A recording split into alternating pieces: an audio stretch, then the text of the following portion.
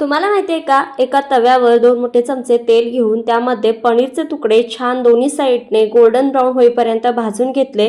त्यानंतर उरलेल्या तेलामध्ये आणखीन थोडं तेल ॲड करून त्यामध्ये 2 मध्यम आकाराचे कांदे उभे चिरून छान भाजून घ्यायचे.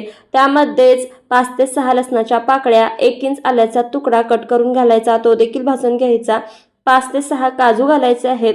त्यानंतर 2 मध्यम आकाराचे टोमॅटो यामध्ये कट करून घालायचे आहे, ते देखील छान भाजून घ्यायचे. मिश्रण थोडं थंड करून घ्यायचं. त्यानंतर पनीरचे तुकडे कट करून घ्यायचे आहे. थंड केलेलं मिश्रण मिक्सिंग जारमध्ये घालून छान बारीक वाटून घ्यायचं आहे. एका कढईमध्ये 3 मोठे चमचे तेल घालायचं.